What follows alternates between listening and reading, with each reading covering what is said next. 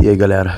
Hoje é um vídeo mais baixo, um vídeo falando mais tranquilo, mais calmo, fora de casa, enfim, viajando. E falar dessa volta do Fluminense pro Maracanã, essa volta do Campeonato Brasileiro, do Fluminense pro Campeonato Brasileiro, e já é uma volta de realidade, né? Batendo na cara. Um time que se preparou bem para jogar contra o Fluminense e um time que foi muito efetivo no que queria fazer. O Cruzeiro conseguiu acelerar muito. O Fluminense tem problemas seríssimos contra equipes que aceleram demais, que foi o caso do Botafogo, no Carioca, e o caso do Botafogo no Brasileiro. Tem dificuldade grande com um time que gosta de ser vertical. O Fluminense tem muita dificuldade com isso. E o Cruzeiro se aproveitou disso bastante durante o jogo. Tendo o Caio Jorge, o Matheus Pereira deu muito trabalho, o Wanderson e o Christian dando aquele apoio. Mas a gente olha e repara que o Cruzeiro ele é um time muito objetivo. Aí você pode separar o jogo em duas partes, né? O primeiro tempo, que foi o tempo que o Cruzeiro quis jogar. E esse tempo o Cruzeiro foi soberano com relação ao Fluminense. O Fluminense tinha a bola, mas quando ia finalizar, finalizava mal, porque e foi a tônica, tá? Depois, quando o Fluminense foi dominar o jogo, continuou sendo um time que tinha a bola, finalizava, mas sempre pecando na finalização. E quando acertava, deu azar. O Fluminense deu azar em 3 bolas na trave no segundo tempo depois. Mas enfim, o primeiro tempo foi muito nisso. O Fluminense tendo a bola, o Cruzeiro conseguindo saber o momento de acelerar, percebendo que o Fluminense não ia conseguir levar perigo do jeito que estava jogando. Jogar pelas pontas, tentava cruzar a bola na área. E dentro da área tinha o Cano, tinha o Arias e tinha o Soteldo. Enfim, são jogadores que, pelo amor de Deus, né, gente? Bola aérea com eles não existe. E no meio campo, Martinelli abaixo, o Nonato muito mal. Acho que o primeiro tempo se pauta do Soteldo terrível, Nonato muito mal, Martinelli mal e Fuentes mal. Eu acho que o time não conseguiu produzir ofensivamente algo que a gente esperava. Teve a finalização do Soteldo também, que foi terrível. Nossa senhora, que chute horroroso do Soteldo. E o primeiro tempo ficou muito por isso. Vou até olhar aqui as estatísticas. Não tá aqui. Não tem. Caraca, rapaz. Decepcionante isso, SofaScore. Decepcionante. Achei que eu ia me assustar aqui. Tá aqui a estatística. Vamos lá. Aqui, ó, 28 finalizações do Fluminense no jogo. Vamos ver no primeiro tempo. Não tem, né? Tem. No primeiro tempo aqui, ó, foram 7-5. No gol, o Fluminense acertou 2 vezes, eu não lembro, sendo bem sincero. Tem 2 defesas do Cássio aqui. Uma defesa do Cássio, eu não lembro que chute foi. Deve ter sido um chute fraco que não levou perigo. 2 grandes chances criadas do Cruzeiro, 2 gols. Eu acho que foi isso que pautou o jogo. A qualidade. O Fluminense teve a oportunidade de finalizar. Faltou qualidade para finalizar jogadas. O Cano realmente está em decadência. É triste falar. A gente teve no Mundial aquela situação toda, muito feliz de ter feito o gol, de ter sido decisivo. Ele tem momentos de decisão, ele é um jogador decisivo. Mas eu acho que eu já falei isso diversas vezes. O jeito que o Fluminense joga é para um centroavante alto, um jogador imponente, um jogador que faça diferença dentro da área, que consiga subir mais que os outros jogadores. O Fluminense joga pautado nisso. E se tivesse um jogador dessa característica, um jogador mais incisivo, conseguiria fazer os gols, mas não tem. Tem Everaldo, tem o Cano, e chegou o John Kennedy, que também não acho que seja um jogador que vai fazer isso.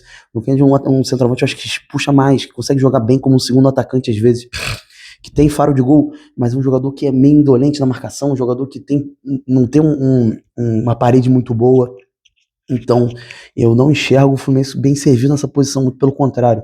É um Cano em decadência, fisicamente ele até tá conseguindo entregar, mas tecnicamente ele não tá conseguindo entregar mais nada. O Everaldo é uma comédia de jogador, horrível. E o John Kennedy é uma incógnita, não dá pra confiar. Agora eu vou falar, tipo assim, do resto do time. Eu não acho que foi uma atuação ruim na defesa como um todo, mas o erro de marcação no primeiro gol, eu acho que pautou muito o problema do Fluminense. Foi ter saído atrás. Se o Fluminense segura um pouco mais o Cruzeiro e não leva gol no primeiro tempo, creio que no segundo tempo o Cruzeiro cansaria e teria mais dificuldade, mas o Fluminense não foi efetivo, deu a chance que o Cruzeiro queria e sofreu o gol. Na bola aérea, um zagueiro de mais de 1,90 sozinho dentro da área, o Hércules e o Freitas estavam marcando um jogador só, e o Fabrício Bruno subiu sozinho. Marcaram um Vilauba, que vai parecer que era o Sérgio Ramos. Pô, que isso, gente? Não dá. Mas enfim, muito decepcionante no segundo gol, um contra-ataque. O Fluminense não quis matar a jogada, como sempre, né? Como de praxe, esse elenco há anos é assim. O Matheus Pereira acha o Caio Jorge, e essa jogada tava batendo já na tecla, que era achar o Caio Jorge sozinho. esse jogo tá se desenhando. Destacar também a arbitragem horrorosa do Rodrigo Klein, que é um árbitro horroroso. O Matheus Pereira apitou o jogo, fez o que quis. E eles talvez tenha sonegado um pênalti, não sei, enfim. Mas um árbitro muito ruim, um árbitro que pica o jogo, um árbitro que não sabe o momento certo de dar cartão, um árbitro que deu 2 minutos de acréscimo no primeiro tempo. Mas eu acho que não foi a arbitragem que pautou a derrota do Fluminense, foi a grande atuação do Cruzeiro, principalmente no primeiro tempo. E no segundo tempo o Fluminense faltou qualidade para fazer gol. E é isso. Aí entra o Serna entrou bem no jogo, gostei. Mas entra Everaldo, entra o Keno não entrou bem, o Lima entra bem, o René também, realmente o René tomou a posição do Freitas, é inacreditável isso, mas essa é a realidade. E eu acho que só pra fechar, antes de falar do tema áreas, né, que contratação horrorosa do Soteldo, ridícula do Soteldo, foi feito chacota, tem gente rindo, e tem que rir mesmo, porque o Fluminense foi muito trouxa nessa negociação. Pra mim o Soteldo é um jogador que só vai dessa pra pior, um jogador que não participa de gol, um jogador que não conseguiu, pelo menos hoje, ganhar nenhum 1-1, um jogador que teve espaço e não fez nada, e quando finalizou mal. Então pra mim é um jogador que veio à toa. Mas enfim, o Cruzeiro tá de parabéns, a sequência do Fluminense é Flamengo, depois eu acho que é São Paulo, enfim, depois fecha com o Inter. É um terror, tá? Vai pegar Palmeiras também esse mês, é um terror. Esse mês de julho, o Fluminense é um terror. Esse jogo ele era fundamental para ser ganhado. Não foi ganhado, o Fluminense vai ter que arrumar ponto onde a gente não espera. Porque senão, ou vai ficar no meio de tabela, em ostracismo, ou, enfim, não sei. Mas tem que mudar a chave. A gente olha o jogo, o segundo tempo do Fluminense foi um bom segundo tempo. Criou muitas chances, teve 3 bolas na trave. Mas a gente não pode esquecer, o Cruzeiro estava com o resultado na mão. Então o Cruzeiro deixou o Fluminense jogar.